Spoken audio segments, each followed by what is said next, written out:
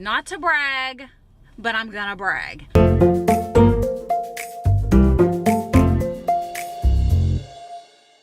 Hey guys, I know it's kind of dark and dingy in here right now. I am in my car because, what is this right now? What's happening here? Because I'm getting ready to go into the grocery store. I'm gonna buy some ingredients for something that is so yummy. I make the best homemade mac and cheese ever. Not to brag, but I'm gonna brag.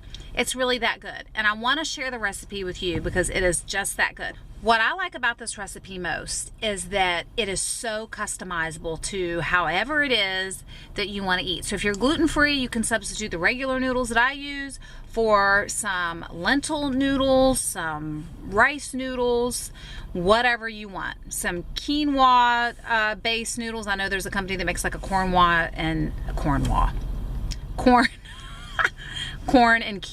noodle.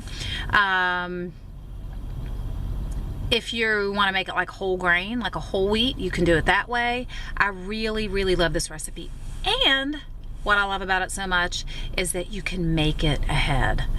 Oh, that's the best part. You get everything mixed together, and then as soon as it's mixed, you put it in a bag, put it in the refrigerator, or put it in the container you want to bake it in and put it in the refrigerator, and then you bake it when you're good and ready. I just love this recipe. So I'm gonna run inside the store. Come on with me, and I do need to get a few other ingredients too. So come on inside the store and we can get the ingredients for this mac and cheese. Hello.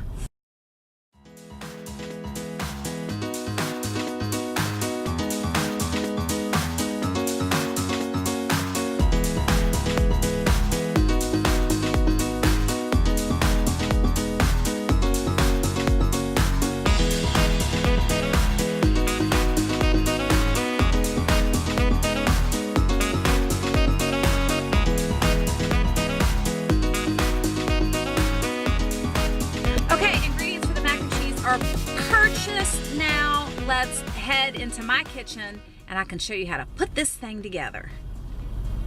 Here we go. We've got 3 different kinds of cheese. We've got whole milk, eggs, and some cooked macaroni noodles.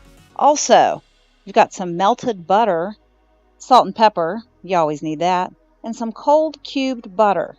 Now hang tight because I have a secret ingredient coming up for you that I didn't mention yet. As you can see, I'm just throwing everything into one big, fat, giant bowl. That's my kind of recipe. This is how I like it. This is so easy. There's that salt and pepper we've come to know and love over the years, and the secret ingredient, can you guess what that is? It is prepared mustard.